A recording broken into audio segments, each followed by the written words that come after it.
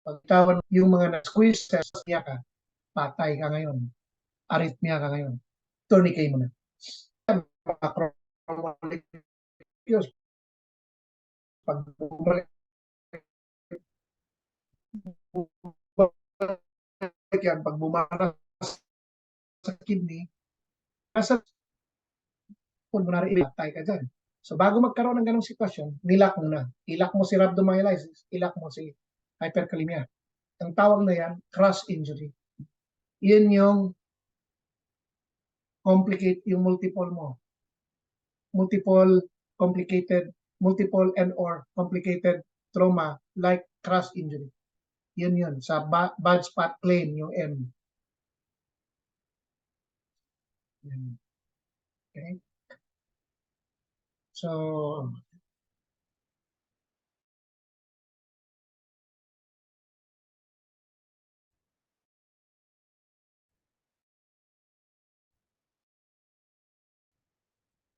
tas, apa na, turo.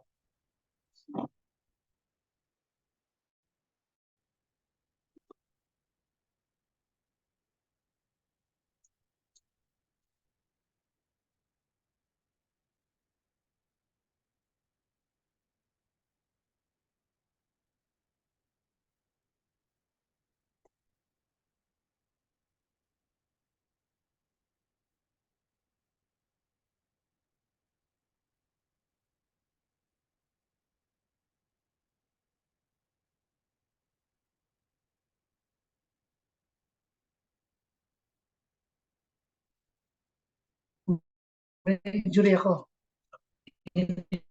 True and true. Nabutas. Ito na lang ang butas ko ito.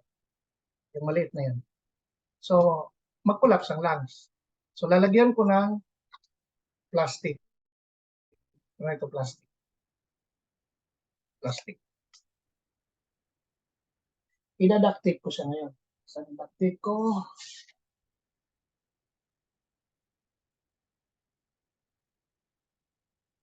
ano ba? Ayun, daktik. Dito lang pala sa harap. So, pinakaunang daktik, pang taas.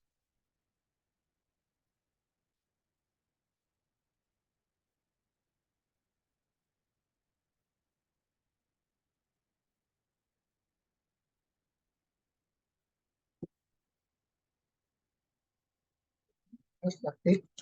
Half sa plastic, half sa skin. Pangalawa, gilid.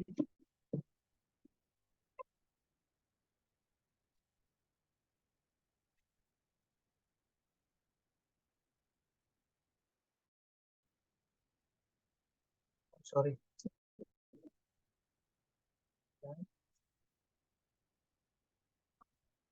Yan.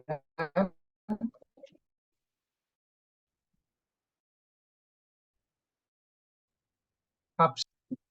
Dating dito sa isa, batakin mo. Half sa skin, half sa plastic, babatakin mo ang plastic.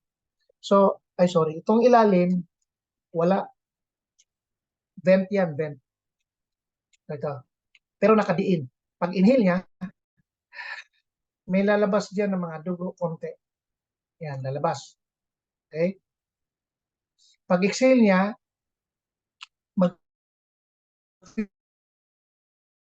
mag-flip in yan. Walang needle. Lalaki yung lungs. Tinuro ko to sa pulis. Tapos, yung pulis incidentally, may nakabarilan, kriminal. Nabaril niya. Tinamaan sa lungs.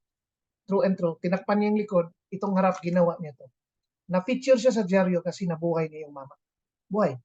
Tapos, nagpasalamat sa akin, pinorward niya yung pinorward niya. Sabi niya, sir, pasalamat ako sa tinuro mo, nakabuhay po akong tao. Yun lang, criminal yung nabuhay. So, nakipagbarilan sa kanya, nabaril niya. Kasi SAP siya, well-trained. So, nabuhay niya. Natuwa naman ako kasi that's how I'm being paid in full. No? Sucking chest wound, application of steel. Kasi yung mga available na chest seal sa market. Ang bago, Ben 10 na siya. Yan yung bago. Okay? So, that's all for today. And I hope in your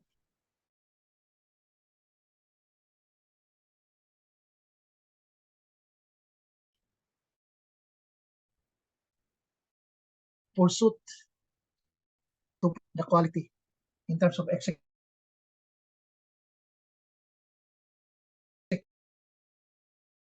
and even in your sa Quran, Muslim book.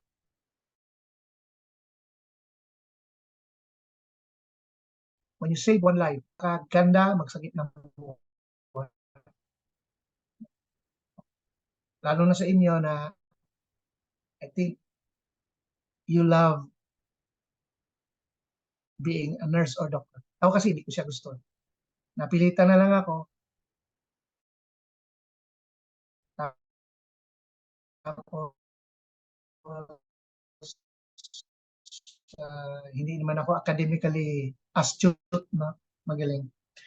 Nag-work ako, doon na lang ako, pero ang script of records, may funny grades ako.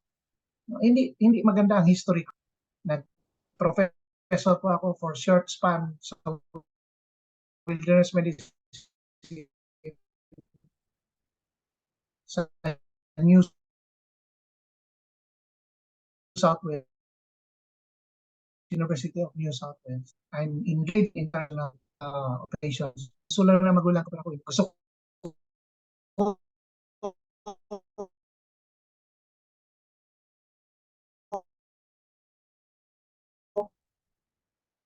pintor, musikero, piloto, yun lang. Naging musikero, attain what is the best, to be the best in execution and in training. Because in saving life, there's no compromise. Bakit yung mundo, ang ninyo, pasyente ko, gusto niyo ibigay 100%. Kung yun pala ang gusto niyo ibigay ko sa nanay, ibigay niyo sa sangkatauhan, ang 100%. How do you do that? Get good training.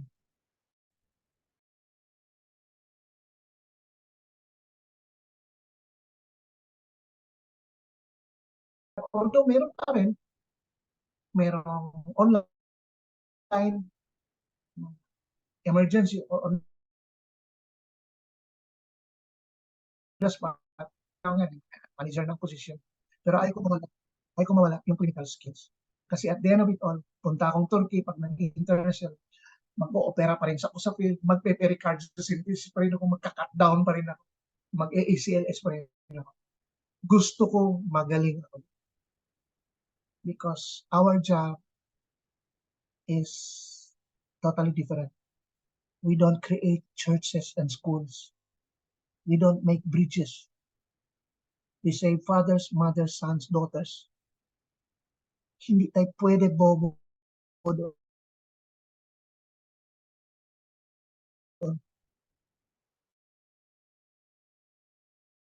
Or papatay tayo ng magaling, mabuhay. Bakit? Kasi nga, balik na rin ko. Kung nanay mo yan, parang ako, kompleto akong gamit. Nag-cardiac emergency mother-in-law. Mga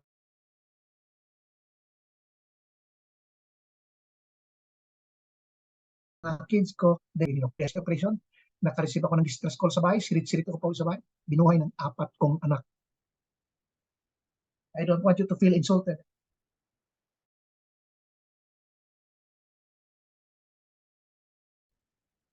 Kasi may gamit. So, dapat gano'n. So, siyempre, ang skill ko, tinuro ko, bubuhay ko mundo, hindi marunong kasi masyado akong selfish sa skills ko. Ako, hindi ako gano'n. Kung pwede ko lahat sa utak ko, ibigay ko sa inyo, ibigay ko yun sa inyo with no reservation. Pangit yung ikaw lang yung may alam, malungkot. Ikaw, kinakausap ko ng sarili mo sa pader. Maganda yung maraming alam at mas maganda, mas magaling ang nasa harap mo. Kasi I'd like to sit down and listen. I am that kind of guy. So gusto ko mas magaling kayo. So iwan ko sa inyo. I hope that you will push through the quest in excellence in medical practice. Pursuing it, ika nga, no? Academic excellence, intellectual integrity, and the pursuit of the rule of law. Yeah, ganun. Okay? So with that, in behalf of WIPAM, I'll endorse you back to Joy, Ma'am Joy, for your exam. So thank you for meeting you guys, fellow doctors and nurses, meeting you in the crossroads. Although it is virtual, I really had a hard time because I want to teach you face to face, but because of some geographical hindrance and time constraint, ipit din ako kasi mamaya susundo pa ako sa anak ko. Early morning, lipad ako sa Ormoc. 1 week ako magtuturo sa Austin environment. Puro na ako biyahe galing Bicol, Quezon, tapos ko lang. Baka nga mapunta pa ako sa Dubai because I'll be receiving international award. Tapos I have an invitation, darating yung Prince of Qatar. Kailangan daw ng doktor, mga galing sa medic security. Yun, ako ang kinausap ng Department of Foreign Affairs, pati Chief of Police, si Doc Isguera, mahusay yun na medic daw, na doktor na security. Kasi yung Prince of Qatar, 30 years old, gusto mag-surf. Sabi niya, ay bagay si Doc Ted doon, magkarerahan daw silang dalawa. Sabi ko, hindi naman ako naghanap buhay, pero sabi ko, how much is the fee? Kasi kukuha ako ng ibang tao sa security, matikas talaga. Kakausapin daw ako ng Qatar Embassy this Monday. So, hindi ko ginusto yung award. It's an outstanding award siya ng mga tao na sa health, nag-ease ng pain. It's a REACH award. REACH. No? It's the New York organization na nasa Dubai. Nag-finance ng parang prince ng Dubai or what. Sa mga tao sa buong mundo, mga tao na nakapag-transform daw ng community. So I was voted by artists here in the Philippines para sa international award na. So naka-receive ako, nasa top 5 ako. Top 3 ang kukunin nila. So top 5 ako ngayon. So pinaparedy lang ako. Hindi naman ako na-excite. Wala. As in, my heart rate is the same. Kasi sa akin wala eh. I don't want to be awarded here. Mas gusto ko yung award ko nasa langit because if I'm awarded here, I'm already paid in full.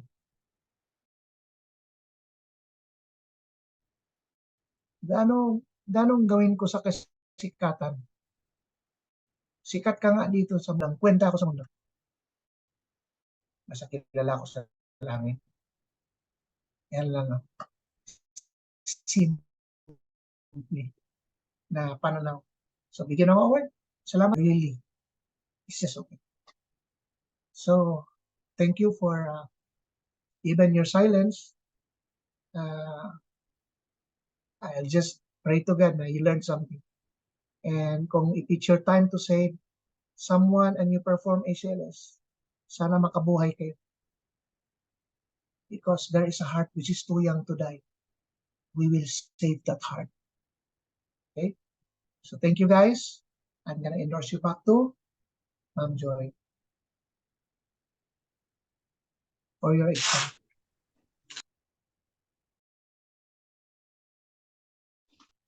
Thank you so much po, Doc Ted. For your first aid exam po, magsisend po ako ng link sa meeting chat.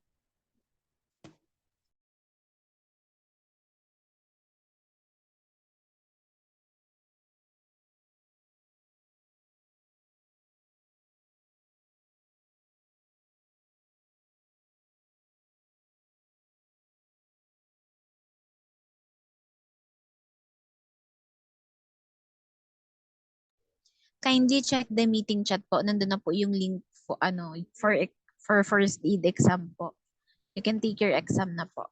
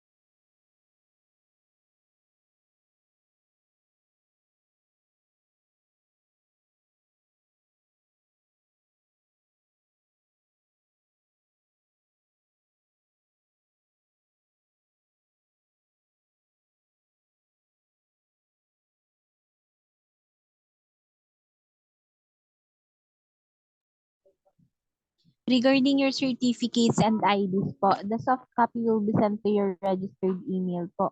If you prefer a printed copy, you can avail for a minimal fee of 200 pesos po, inclusive of free nationwide shipping. Please contact your coordinator or visit our official Facebook page po, VPOM Center for Learning, to indicate your preference for a printed copy. Thank you so much po.